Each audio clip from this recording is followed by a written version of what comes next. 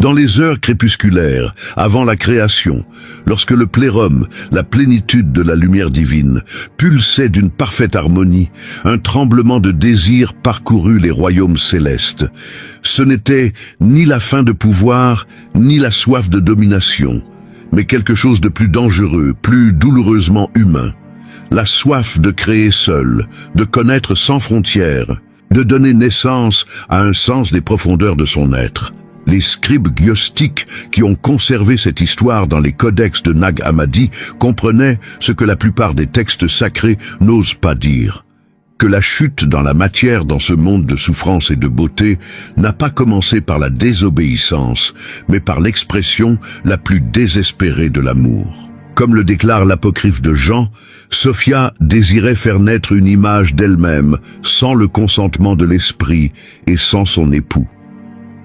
Dans cette vidéo, vous découvrirez comment les anciens gnostiques ont réimaginé la création elle-même, transformant l'histoire des origines cosmiques en une profonde méditation sur la conscience, le désir et l'exil que chaque âme vit dans la prison de la matière. Les gardiens de la sagesse d'Alexandrie se promenaient dans des rues où la philosophie grecque se mêlait aux mystères égyptiens, où le mysticisme juif conversait avec la révélation hermétique. Au IIe et IIIe siècle de notre époque, ces chercheurs se rassemblaient dans des écoles cachées pour contempler des textes que l'Église orthodoxe émergente condamnerait plus tard comme hérésie.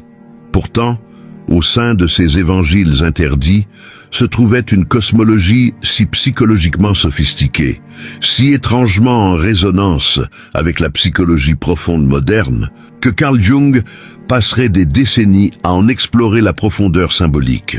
Les gnostiques ne voyaient pas la création comme un acte bienveillant d'un Dieu Père aimant.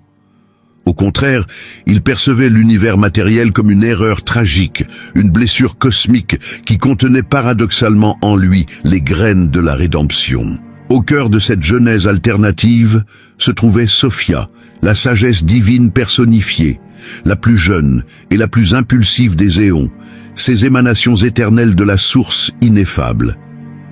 Imaginez le plérum comme un océan infini de lumière vivante, où la pensée et l'être ne font qu'un, où chaque émanation divine existe en parfaite syzygie, des paires divines, enfermées dans une étreinte créative éternelle. Chaque éon émane de l'union des principes masculins et féminins, générant des hiérarchies en cascade de conscience qui s'étendent depuis l'unknowable comme des ondulations d'une pierre jetée